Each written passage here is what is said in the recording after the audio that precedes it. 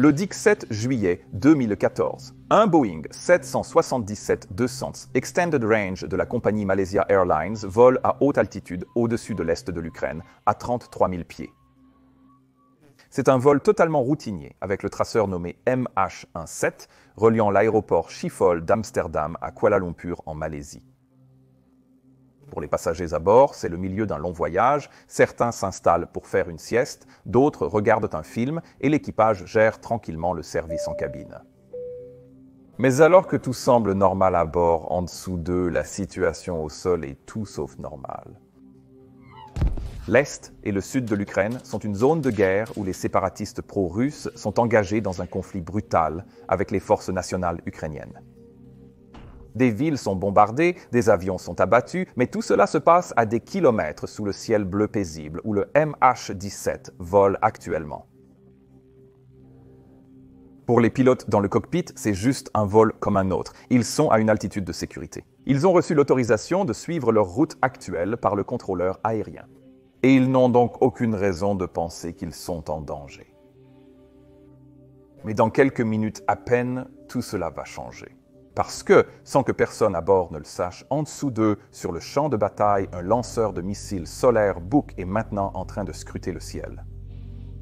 Et les passagers, ainsi que l'équipage du vol MH17, n'ont aucune idée qu'ils sont sur le point de devenir les victimes de l'une des pires tragédies de l'histoire de l'aviation moderne.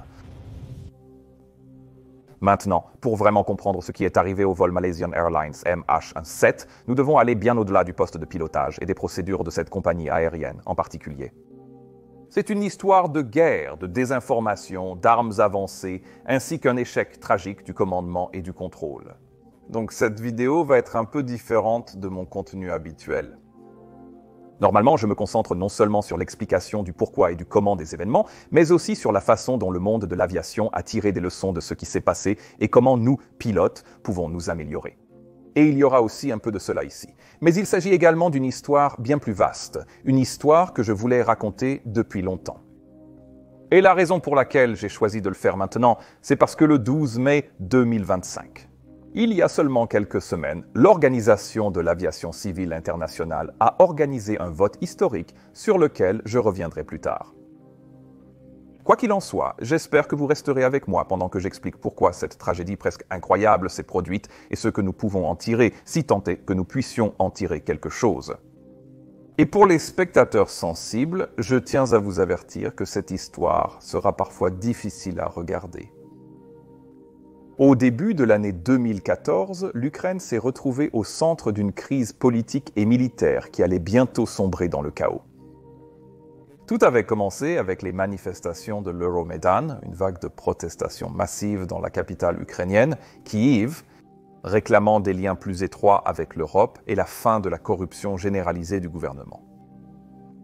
Ces manifestations ont finalement forcé la démission du président ukrainien pro-russe Viktor Yanukovych, ce qui a déclenché une réaction en chaîne qui allait bientôt déstabiliser toute la région. Quelques semaines seulement après l'éviction de Yanukovych, le voisin de l'Ukraine, la Russie, a fait son premier mouvement. En invoquant la nécessité de protéger les populations russophones, les troupes russes sont entrées en Crimée, une péninsule stratégique sur la mer Noire, puis en ont rapidement pris le contrôle. En mars 2014, la Russie a ensuite officiellement annexé la Crimée, une décision condamnée par une grande partie du monde mais célébrée à Moscou. Mais la Crimée n'était que le début. Dans les régions orientales de l'Ukraine, en particulier à Donetsk et à Luhansk, des groupes de séparatistes pro-russes ont également saisi l'occasion. En se déclarant défenseurs de la culture et de la langue russe, ils se sont alors soulevés contre le gouvernement ukrainien, prenant le contrôle de villes, de cités et de bâtiments gouvernementaux. Ils ont appelé leur nouveau territoire la République populaire de Donetsk, la République populaire de Donetsk et la République populaire de Luhansk, la République populaire de Luhansk. Mais il ne s'agissait pas seulement d'insurrection locale. Dès le tout début, la Russie a joué un rôle direct et décisif en soutenant ces séparatistes sous forme d'argent, d'armes et surtout de personnes. Des citoyens russes, y compris d'anciens soldats et même des militaires russes en service actif déguisés en volontaires, ont franchi la frontière pour combattre aux côtés des séparatistes. Et beaucoup de ces séparatistes eux-mêmes ont été formés et équipés en Russie avant d'être renvoyés de l'autre côté de la frontière pour combattre. Et il ne s'agit pas seulement d'armes légères et de fournitures de base non plus. Parmi les formes de soutien russes les plus importantes figuraient également des systèmes d'armes avancées, des armes capables de modifier radicalement l'équilibre des forces dans le conflit. Cela comprenait de l'artillerie lourde, des véhicules blindés et, surtout, des systèmes de missiles solaires, notamment ce que l'on appelle le lanceur de missiles Buk, une arme capable d'atteindre de très hautes altitudes. Nous parlerons de ce système en particulier un peu plus en détail plus tard, mais pour l'instant, sachez simplement qu'en partie à cause de ce système. La menace réelle à laquelle étaient confrontés les avions civils au-dessus de l'Europe de l'Est à cette période était très différente de ce que l'on comprenait généralement.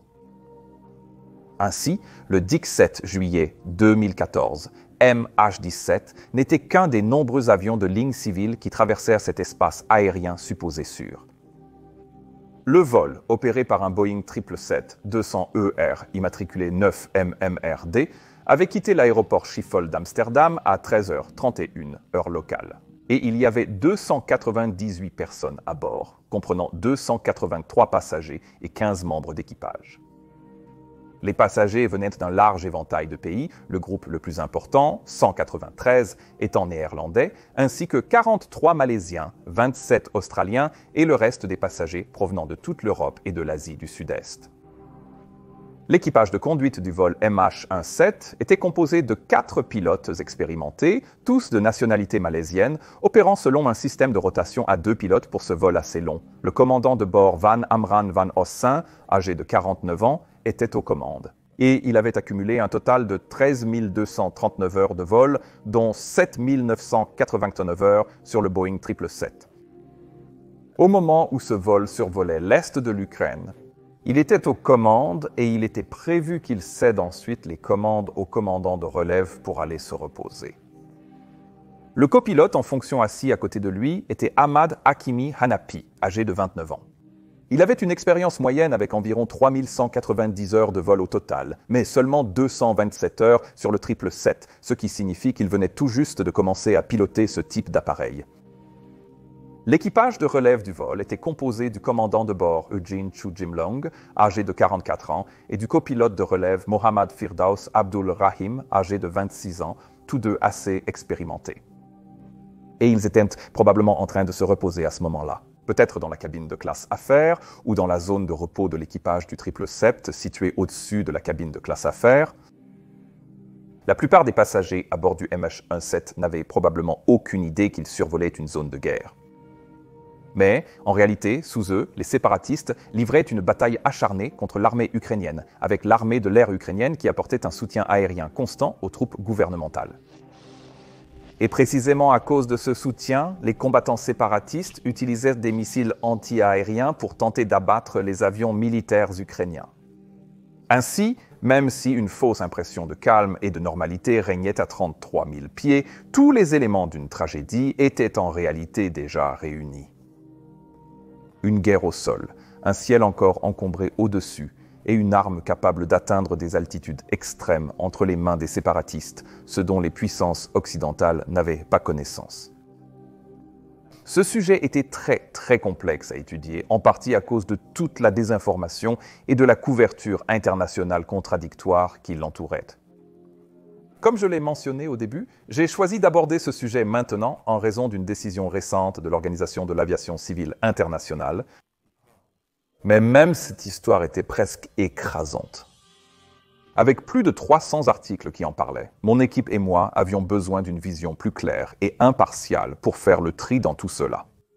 Et c'est là que nous nous sommes tournés vers le sponsor d'aujourd'hui, Ground News. Et vous pouvez suivre ce parcours sur ground.news/mp. Il est immédiatement évident qu'environ la moitié de la couverture provient de groupes médiatiques, tandis qu'environ 14% seulement appartiennent à l'État. Et ce qui est vraiment intéressant, c'est la façon dont les médias de droite et de gauche ont couvert cette même histoire de manière très différente. Regardez ceci. Le Daily Mirror, de tendance de gauche, a affirmé que Vladimir Poutine ne s'excusera jamais pour la catastrophe du crash du vol Malaysia Airlines, 17 de Malaysian Airlines, et cela pour deux raisons principales. Il présente le problème en insistant sur le refus personnel de Vladimir Poutine d'assumer la responsabilité plutôt que de faire un compte-rendu factuel des conclusions de l'Organisation des Nations Unies. Pendant ce temps, le journal The Star, de tendance conservatrice, aborde la question du Malaysia Airlines 17 avec Anwar Raïs lors de sa visite à Moscou, en mettant davantage l'accent sur les discussions diplomatiques et en minimisant les accusations directes. À présent, Ground News va montrer à quel point chaque source est factuelle et vous permet également de filtrer selon celle en qui vous avez confiance, ce qui est idéal pour des sujets aussi complexes. Et il existe désormais même un fil d'actualité personnalisé Mentour pour l'aviation si vous souhaitez le consulter.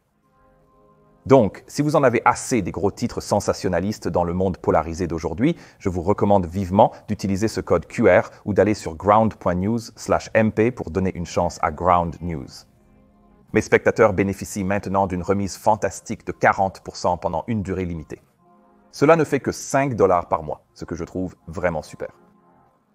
Merci Ground News, et revenons à l'histoire. Donc, pour Malaysian Airlines, elle suivait un trajet très standard. Cela consistait en un ensemble de routes aériennes directes à travers l'Europe.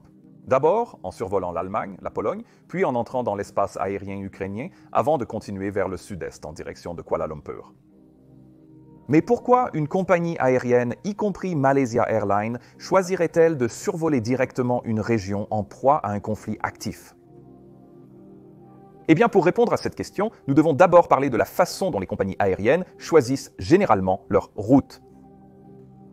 Les compagnies aériennes commerciales, évidemment, ne choisissent pas leur route au hasard.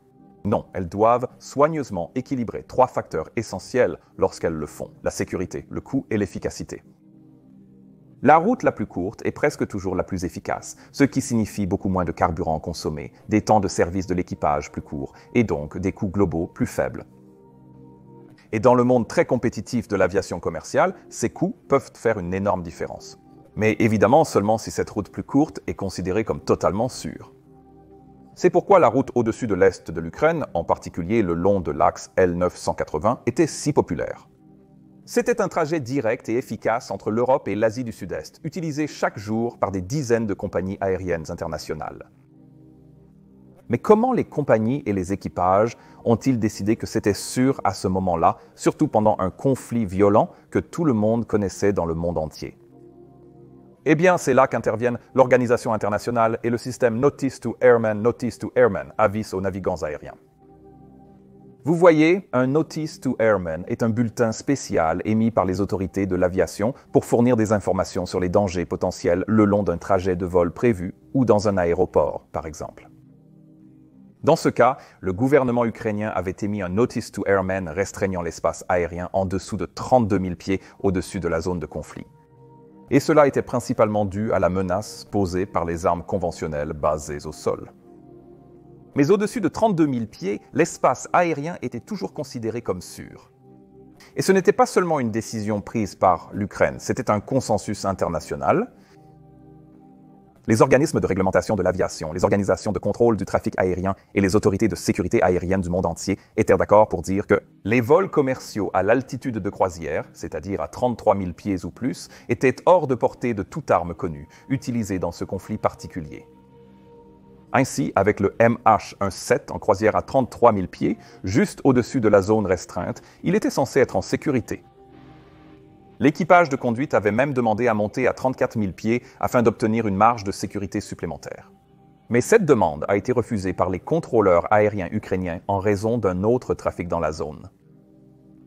Maintenant, vous pourriez vous demander pourquoi ils ne voulaient pas monter encore plus haut que cela.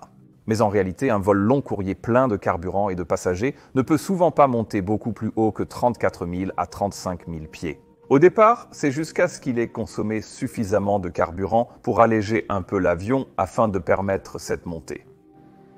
Mais dans tous les cas, ce que je veux dire ici, c'est que cet itinéraire choisi n'était pas le résultat d'une seule compagnie aérienne prenant une décision imprudente.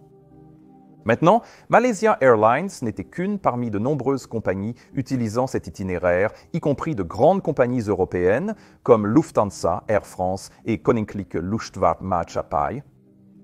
Tout le monde suivait les directives internationales qui, à ce moment-là, considéraient encore que c'était totalement sûr. Même les compagnies aériennes venant de l'extérieur de la région, comme Singapore Airlines, continuaient d'utiliser ce couloir. Ainsi, le 16 juillet, un jour avant le vol MH17, pas moins de 160 vols différents avaient traversé ce même espace aérien. Dans ce cas, le vol MH17 a poursuivi sa route selon le plan de vol, avec l'équipage surveillant ses instruments, discutant avec le contrôleur aérien et suivant ses routines sans aucun signe de danger. Mais sous eux, un système d'armes bien plus puissant que les lance-missiles portatifs attendus, sur lesquels l'évaluation de la menace avait été fondée, était désormais présent. Cette arme était un système de missiles solaires Buk. Mais comment et pourquoi se trouvait-il là? Eh bien, comme je l'ai dit précédemment, le conflit n'était pas uniquement le résultat de soulèvements locaux. Non, les séparatistes recevaient un soutien important de la Russie, qui voyait ses propres intérêts favorisés par les actions des milices. Ce soutien, comme je l'ai mentionné précédemment, prenait de nombreuses formes: financement, armes et même l'implication directe de personnel militaire russe présentés comme des volontaires. À présent, l'armée ukrainienne, qui tentait de réprimer la rébellion séparatiste, utilisait, comme je l'ai mentionné, sa propre force aérienne, y compris des avions de chasse ukrainiens et des avions de transport militaire, pour fournir un appui aérien aux troupes au sol et mener des frappes sur les positions séparatistes.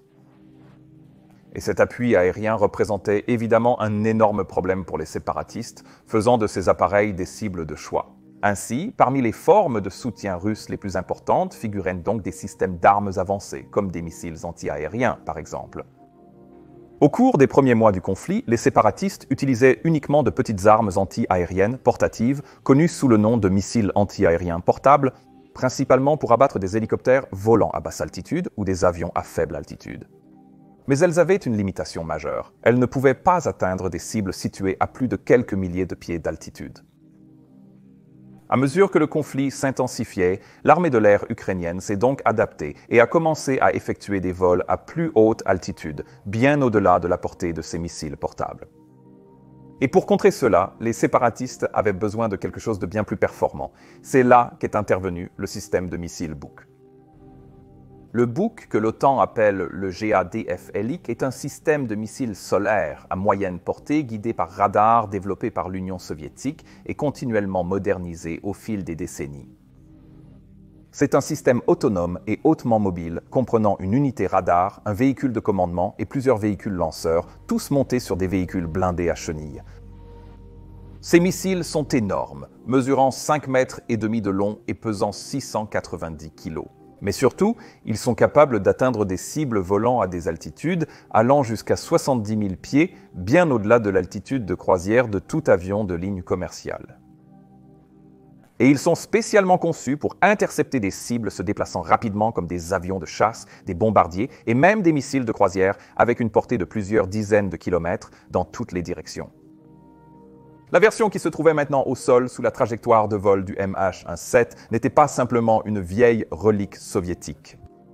Non, ce système Buk utilisé par les séparatistes était une version modernisée, le Buk-M1, qui était encore en service actif dans l'armée russe à l'époque. Alors, comment cette arme avancée s'est-elle retrouvée entre les mains des séparatistes ? Eh bien, selon le bureau néerlandais de la sécurité, ce système Buk en particulier ne provenait certainement pas de l'armée ukrainienne. Au contraire, il a été amené en Ukraine directement depuis la Russie. Des témoins civils avaient vu un convoi de véhicules militaires, dont un lanceur Buk, traverser la frontière russo-ukrainienne dans les jours précédant la catastrophe. Et des journalistes d'investigation, dont une équipe de Bellingcat, ont utilisé des renseignements en source ouverte pour retracer le trajet exact de ce système Buk alors qu'il traversait l'est de l'Ukraine. Les images retrouvées ont été associées à des lieux précis et le lanceur Buk a été identifié comme appartenant à la 53e brigade de missiles antiaériens russes basée à Koursk. Grâce à des images satellites, des témoignages oculaires et même des communications interceptées, la présence du Buk sur le territoire contrôlé par les séparatistes a été confirmée. Mais pourquoi la Russie fournirait-elle une arme aussi puissante aux séparatistes ? Eh bien, la réponse était la supériorité aérienne. Comme je l'ai mentionné, les avions militaires ukrainiens représentaient une menace constante pour les forces séparatistes, avec des chasseurs effectuant des attaques au sol et des avions de transport livrant des troupes et des fournitures aux positions ukrainiennes.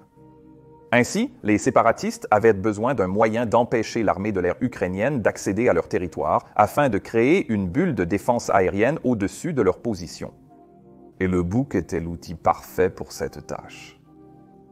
Mais le problème avec une arme aussi puissante, c'est qu'elle nécessite une formation adéquate, ainsi que des procédures de commandement et de contrôle pour l'utiliser en toute sécurité. C'est un système sophistiqué conçu pour être utilisé par un équipage formé et discipliné sous le commandement direct d'une autorité militaire supérieure. Mais dans ce cas, le Buk a été utilisé par un équipage mixte composé de combattants russes et séparatistes, des combattants qui n'étaient ni correctement formés ni suffisamment encadrés pour cette tâche. Le 17 juillet, ce Buk a finalement été positionné près de la ville de Schnitsny, qui était un bastion séparatiste. Il a été préparé pour engager tout aéronef jugé hostile, mais sans une structure de commandement claire. Cela pouvait en fait signifier n'importe quel aéronef. Quelques heures après son décollage d'Amsterdam, MH17 s'était stabilisé au niveau de vol 330 alors qu'il survolait l'espace aérien ukrainien.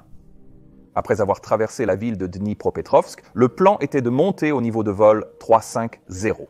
Et le trajet a été examiné et approuvé par le contrôleur aérien pendant toute la durée du vol. À l'approche de la région d'information de vol de Dnipropetrovsk à 15h53, le contrôleur aérien ukrainien, appelé Dnipro Control, a demandé à l'équipage s'il était prêt à commencer sa montée vers le niveau de vol 350. À ce moment-là, il y avait également un autre avion à proximité, le vol 351 de Singapore Airlines, qui volait sur la même route aérienne et à la même altitude. Donc, afin de maintenir une séparation adéquate entre les deux avions, l'un d'eux devait monter. L'équipage du MH17 a demandé à rester au niveau de vol 330, ce que le contrôleur Dnipro a approuvé, et à la place, il a demandé au vol de Singapore Airlines de monter au niveau de vol 350, ce qui a permis d'assurer la séparation. À 16h, heure locale, l'équipage du MH17 a ensuite demandé une légère déviation d'environ 20 degrés à gauche de la route afin d'éviter des conditions météorologiques. C'est quelque chose que nous, les pilotes, faisons tout le temps, donc la déviation a été approuvée sans aucun problème. Peu de temps après, l'équipage a également demandé à monter au niveau de vol 340, donc un peu plus haut que là où ils étaient déjà, mais pas aussi haut que le niveau de vol 350. Cette demande a été refusée par le contrôleur aérien, car ce niveau de vol était déjà utilisé par un autre avion à proximité. Donc MH17 a simplement continué à voler au niveau de vol 330. À 16h19, le contrôle de Dnipro a remarqué que le vol s'était écarté d'environ 3,6 milles nautiques de l'axe central de la route aérienne, probablement à la suite de la déviation météo précédente. Le contrôleur leur a alors demandé s'ils pouvaient revenir sur la route, ce à quoi l'équipage a également accepté. Puis, une minute plus tard, à 16h20, heure locale, les contrôleurs ukrainiens ont contacté leurs homologues russes à Rostov-sur-le-Don et ont demandé l'autorisation de transférer le vol MH17 alors qu'il approchait de la limite de l'espace aérien contrôlé par la Russie. Cette autorisation a été accordée, donc le contrôle de Dnipro a ensuite tenté de contacter le vol MH17 avec les instructions de transfert, mais il n'y a eu aucune réponse. Ils ont essayé encore et encore, mais toujours aucune réponse. Le contrôle de Dnipro a alors rappelé Rostov-sur-le-Don pour demander s'ils pouvaient voir l'avion sur leurs écrans radars, et la réponse est revenue rapidement. Non, la cible avait disparu. Pendant que cela se produisait, les radars militaires de la région ont commencé à détecter ce qui ressemblait à plusieurs petits avions en train de descendre, ce qui s'est avéré de façon tragique être les débris du MH17 qui tombaient maintenant vers le sol. Et les écrans radars ne montraient également aucun autre avion, civil ou militaire, dans un rayon de 30 à 60 km autour de ce site. Dans les minutes et les heures qui ont suivi, le monde entier allait commencer à apprendre la tragédie qui s'était déroulée dans le ciel au-dessus de l'Ukraine. Mais au sol, parmi les débris éparpillés et les effets personnels dispersés, les premiers à être témoins de l'horreur furent les habitants locaux. Ils n'avaient ni vu ni entendu l'explosion elle-même et ils n'avaient aucun moyen de savoir ce qui s'était passé. Ils n'ont vu que les terribles conséquences de l'incendie. Et comme ils étaient résidents d'une zone de guerre, ils ont supposé que l'épave était d'origine militaire. Mais il n'y avait aucun débris d'armes ni de cargaison militaire. À la place, ils ont commencé à trouver des coupe-vents, des bagages à main et des effets personnels. Il est donc vite devenu évident qu'il ne s'agissait en fait pas d'un avion militaire, mais d'un avion de ligne civile. Et il s'agissait des restes de vies innocentes. La situation est vite devenue évidente. Un Boeing 777 était éparpillé à travers l'est de l'Ukraine, mais la cause allait s'avérer extrêmement difficile à déterminer. Immédiatement, une enquête a été lancée, dirigée par le Bureau néerlandais pour la sécurité, le Bureau néerlandais pour la sécurité, avec une enquête criminelle distincte, mais liée menée par l'équipe d'enquête conjointe, le groupe d'enquête conjoint comprenant des enquêteurs des Pays-Bas, d'Australie, de Belgique, de Malaisie et d'Ukraine. La Russie a initialement proposé d'aider à l'enquête également, mais a été exclue du groupe d'enquête conjoint en raison de préoccupations généralisées concernant son impartialité, pour des raisons qui deviendront bientôt évidentes.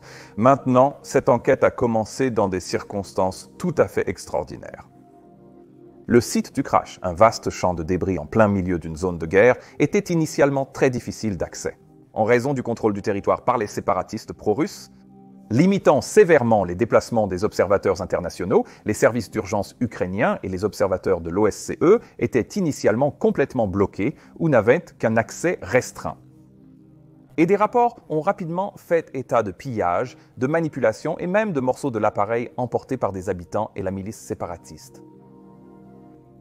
Dans les jours qui ont suivi, l'indignation mondiale a grandi, en particulier aux Pays-Bas et en Australie, où la plupart des victimes résidaient.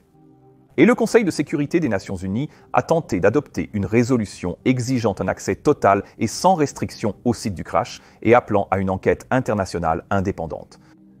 Mais cela a été rejeté par un veto de la Russie. Une fois l'accès à l'épave finalement obtenu, les services d'urgence ukrainiens, sous supervision internationale, ont commencé à collecter les débris sur l'immense zone du crash. Les pièces ont ensuite été transportées à la base aérienne de Gilserigen aux Pays-Bas. Une fois sur place, les enquêteurs ont entrepris l'une des reconstitutions d'avions les plus détaillées et méthodiques jamais réalisées dans l'histoire de l'aviation moderne. Chaque pièce de l'épave a été photographiée devant un fond vert puis cataloguée. Des étiquettes d'identification ont été attachées, indiquant l'endroit où la pièce avait été retrouvée et la partie de l'avion dont elle provenait. Et grâce à ces données, l'équipe a commencé lentement à reconstituer partiellement le fuselage avant et le poste de pilotage du Boeing 777. Alors que les preuves matérielles s'accumulèrent, le Bureau néerlandais pour la sécurité a ensuite procédé à une évaluation méthodique de toutes les causes possibles de la catastrophe. Ils ont commencé par écarter une défaillance technique. L'enregistreur de données de vol avait été retrouvé et il n'indiquait aucune anomalie dans le fonctionnement de l'appareil avant l'arrêt soudain de l'enregistrement. Les paramètres moteurs étaient tous parfaitement normaux et l'enregistreur de voix du cockpit n'a révélé aucun avertissement, alerte ou discussion entre les membres d'équipage suggérant un problème à bord. Ensuite, ils ont envisagé un sabotage ou une bombe à bord, mais aucune trace de résidus d'explosifs n'a été trouvée dans l'épave ni sur les restes des victimes. Et en dehors de cela, le schéma des dégâts était totalement incompatible avec une détonation interne. Même les causes les plus improbables ont été envisagées, comme celle selon laquelle le MH17 aurait pu être frappé par une météorite ou même par des débris spatiaux tombant du ciel. Statistiquement, ces événements sont incroyablement rares, une chance sur 59 000 ou 77 000 ans pour qu'une météorite de cette nature frappe.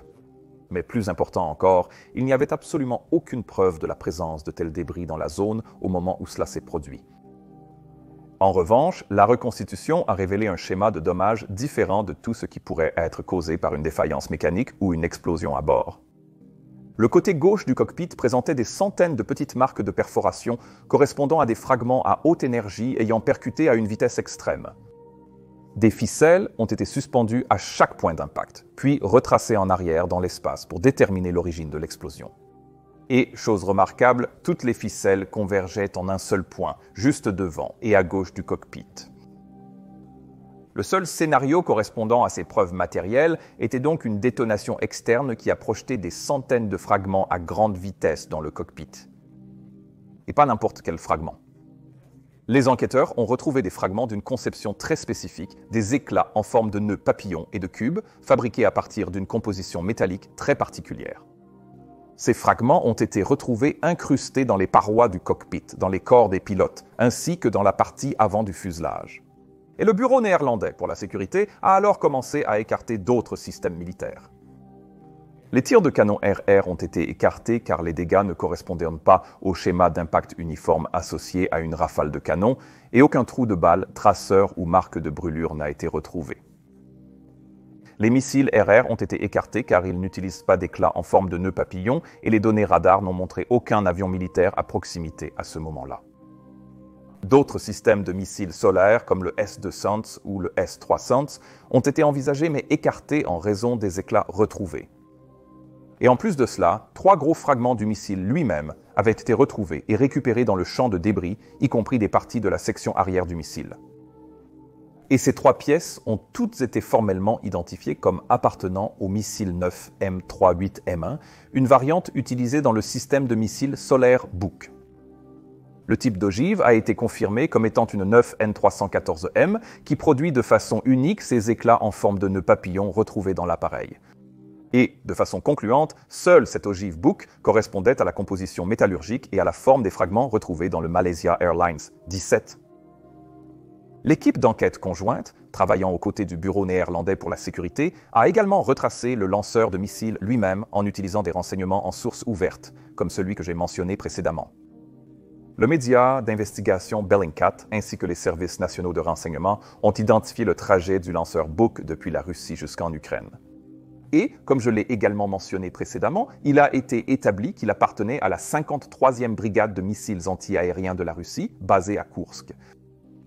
Des vidéos et des photographies prises par des civils ont permis de localiser de façon concluante ce système Buk sur un territoire contrôlé par les séparatistes. Le jour de l'abattage, des communications interceptées ont même révélé des conversations entre des combattants séparatistes discutant d'un tir réussi sur ce qu'ils pensaient être un avion militaire ukrainien. Désormais, selon un schéma auquel nous sommes malheureusement habitués aujourd'hui. Presque immédiatement après l'abattage, les médias d'État russes ont lancé une série de récits contradictoires. Certains affirmaient que des avions de chasse ukrainiens avaient abattu l'avion, d'autres disaient qu'un système Buk ukrainien avait été utilisé. Le ministère de la Défense russe a même publié des images satellites qu'il affirmait montrer des lanceurs ukrainiens à proximité, mais les analystes ont rapidement déterminé que ces images avaient été modifiées numériquement. Une photo prétendait montrer un système Buk à Krasnoyarsk, une ville sous contrôle ukrainien. Mais les métadonnées et les ombres sur l'image ont révélé qu'elle avait en réalité été prise dans la ville de Luhansk, tenue par les séparatistes. Malgré ces tentatives de désinformation, l'ensemble des preuves est rapidement devenu totalement accablant. Le schéma des débris, les fragments de missiles, les éclats d'obus dans le cockpit, les reconstitutions dans le hangar et les analyses de renseignements en source ouverte menaient tous à la même conclusion. MH17 avait été détruit par un missile 9M38M1 lancé depuis un système Buk opéré par des séparatistes soutenus par la Russie à l'intérieur de l'est de l'Ukraine. L'approche du Bureau néerlandais de la sécurité, prudente, méthodique et fondée sur des preuves solides, a dissipé le brouillard de la propagande de guerre et des théories du complot pour révéler ce qui s'est réellement passé le 17 juillet 2014. Et ce faisant, ils ont donné au monde une réponse claire à une question terrifiante.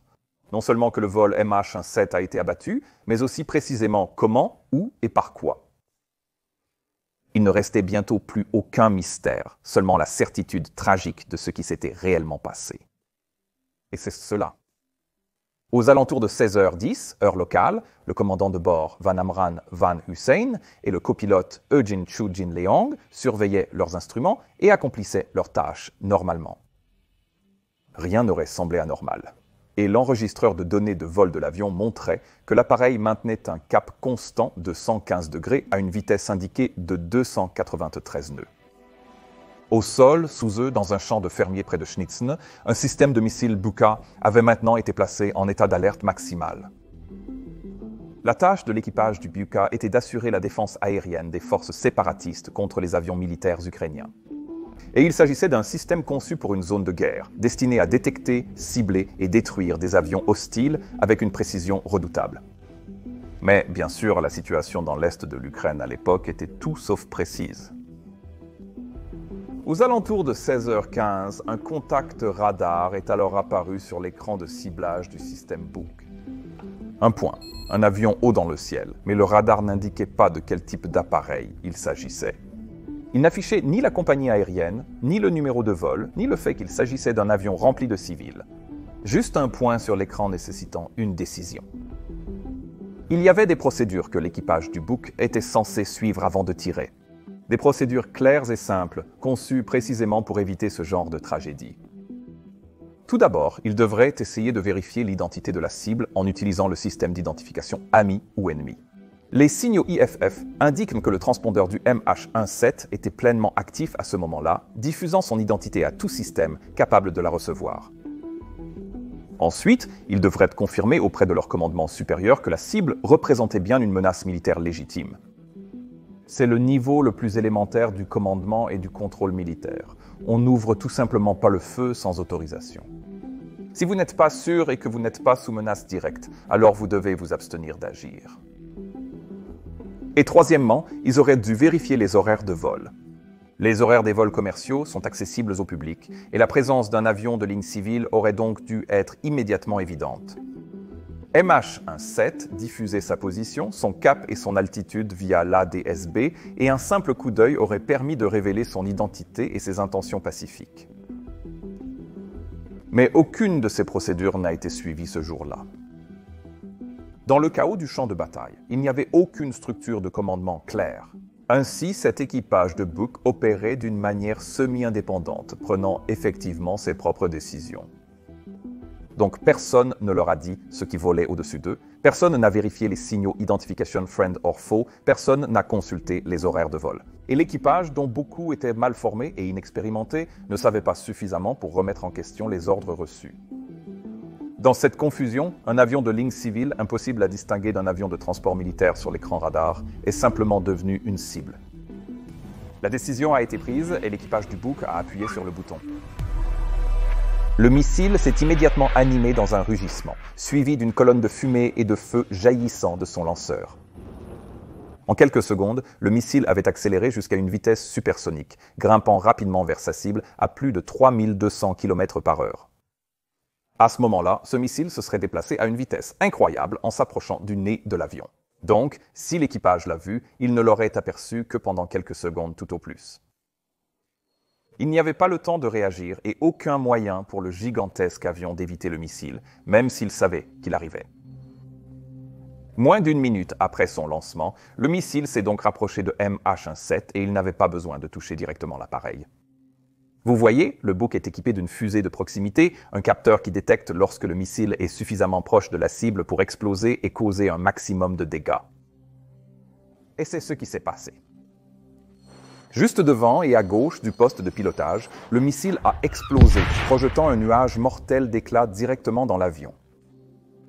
Plus de 800 objets à haute énergie, y compris ces fragments distinctifs en forme de nœuds papillons, ont traversé le fuselage, détruisant instantanément le nez et la partie avant de l'avion. Les pilotes et le chef de cabine, qui se trouvaient dans le poste de pilotage à ce moment-là, ont été tués sur le coup, frappés par des éclats à grande vitesse, et plusieurs passagers de la classe affaires ont probablement aussi été tués de la même manière. La force de l'explosion a ensuite pulvérisé la section avant de l'avion, provoquant une série de défaillances structurelles catastrophiques, notre input précédent. La force de l'explosion a ensuite pulvérisé la section avant de l'avion, provoquant une série de défaillances structurelles catastrophiques, y compris la rupture de l'avant du fuselage qui a alors été projeté en vrille dans les airs. Les ailes et l'arrière du fuselage, désormais instables et privés de tout contrôle ou intégrité, ont alors également commencé à se détacher. Des fractures horizontales se sont formées le long du plancher passager, provoquant la séparation de la section supérieure. Les extrémités des ailes se sont ensuite arrachées, et l'arrière du fuselage, avec la queue tordue, s'est finalement détaché complètement. L'enregistreur de données de vol et l'enregistreur de conversation du poste de pilotage se sont tous deux arrêtés exactement à l'heure indiquée, 13h, 20 minutes et 3 secondes, soit 1 seconde seulement avant l'activation de la balise de détresse. Maintenant, bien qu'il ait été difficile de le déterminer de façon concluante, un certain nombre de générateurs d'oxygène à bord ont été activés, mais cela était probablement dû à la désintégration de l'avion en vol. Les enquêteurs néerlandais ne pensaient pas que les passagers aient réellement utilisé les masques à oxygène. Au lieu de cela, la décompression à 33 000 pieds aurait été pratiquement instantanée, ce qui signifie que les passagers auraient perdu connaissance en quelques secondes. Heureusement, les enquêteurs pensent donc que personne n'aurait souffert ni même été conscient de ce qui lui arrivait. Le fuselage principal a ensuite continué sa spirale descendante, des débris se dispersant sur plusieurs kilomètres, la majeure partie de l'épave s'écrasant finalement dans des champs, sur des routes et des habitations. Il était évident pour ceux qui ont vu les débris tomber qu'il n'y aurait aucun survivant ici. Dans son rapport final, publié en octobre 2015, le Bureau néerlandais de la sécurité a officiellement conclu que l'appareil avait été abattu par un missile Buk lancé depuis un territoire séparatiste. Le rapport n'a pas attribué de responsabilité pénale, cette tâche revenant donc à l'équipe d'enquête conjointe. Et quelques années après la catastrophe, l'équipe d'enquête conjointe allait ensuite inculper 4 personnes pour leur responsabilité dans l'attaque, sur la base de preuves de leur implication dans le déplacement et l'utilisation du système de missiles. Et puis, finalement, en mai de cette année, 2025, l'Organisation de l'aviation civile internationale de l'ONU a publiquement déclaré que la Russie était responsable du missile qui a abattu le vol Malaysia Airlines 17. Et tandis que les répercussions politiques de cette déclaration continuent de se faire sentir, cette enquête technique demeure l'une des investigations aéronautiques les plus complètes et précises jamais réalisées. L'aviation est l'un des moyens de transport les plus sûrs. Mais lorsque la tragédie frappe, lorsqu'un vol disparaît, s'écrase ou est abattu en plein ciel, les conséquences sont rapides, mondiales et irréversibles. L'histoire du vol MH17 n'est pas seulement une mise en garde. C'est un rappel déchirant que même le système le mieux géré peut être brisé par une seule erreur ou un seul mensonge. L'une des leçons les plus douloureuses de cette tragédie est que même les couloirs aériens approuvés au niveau international se sont révélés ne pas toujours être sûrs. L'espace aérien au-dessus de l'est de l'Ukraine n'avait pas été fermé à l'altitude de croisière, car personne n'avait auparavant démontré la capacité ni la volonté de viser un avion civil. À 33 000 pieds. Cette confiance s'est révélée tragiquement mal placée. Et même si l'équipage du MH17 avait respecté toutes les règles, que leur plan de vol était standard et que leur altitude était conforme à toutes les consignes disponibles à l'époque, ils se sont retrouvés dans cette situation. Au fil des années depuis la catastrophe du MH17, les autorités internationales de l'aviation ont changé leur façon d'évaluer les zones de conflit. Les compagnies aériennes sont désormais beaucoup plus prudentes lorsqu'elles planifient des vols à travers ou à proximité de zones de conflits actifs et plusieurs transporteurs ont même mis en place des équipes internes de gestion des risques, ont engagé des analystes géopolitiques et ont commencé à collaborer plus étroitement avec les agences de renseignement afin d'obtenir de meilleures évaluations en temps réel des menaces. Finalement, l'invasion et l'occupation à grande échelle de l'Ukraine par la Russie en 2022 ont fermé définitivement l'espace aérien au-dessus du pays. Mais l'affaire du Malaysia Airlines 17 continue de résonner, non seulement à cause de ce qui s'est passé, mais aussi à cause de ce qu'elle a révélé. Dans les heures et les jours qui ont suivi le crash, le gouvernement russe a publié une série d'affirmations contradictoires. Mais face à cela, il y avait le Bureau néerlandais de la sécurité et l'équipe d'enquête conjointe qui ont passé des années à construire patiemment, rigoureusement et de manière transparente leur dossier basé sur des faits et des preuves. Ils ont écarté toutes les autres causes possibles et, au final, ils ne se sont pas contentés de tirer une conclusion. Ils l'ont démontré pièce par pièce en s'appuyant sur ces mêmes preuves concrètes. C'est ce que j'aime dans les enquêtes sur les accidents. Dans un monde rempli de conspirations, d'opinions non fondées et de rumeurs, elles se distinguent comme des piliers de faits impartiaux et de clarté. C'est quelque chose que nous devrions apprécier et protéger. Maintenant, cette vidéo a été très difficile à la fois à rechercher et à réaliser. Ce n'est rien de comparable au type d'incident aéronautique que nous couvrons habituellement ici sur Montour Pilote. Et par conséquent, nous avons dû raconter cette histoire d'une manière un peu différente. Merci de vous abonner à la chaîne si vous avez trouvé cette vidéo instructive. Et vous pouvez également soutenir le travail que nous faisons ici, sur la chaîne. Et regardez aussi ma prochaine vidéo avant tout le monde, peut-être même aujourd'hui, en scannant ce code QR ou en allant sur patreon.com/join/montourpilot.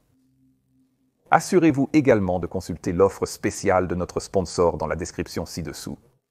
Passez une journée absolument fantastique où que vous soyez et on se retrouve la prochaine fois. Au revoir.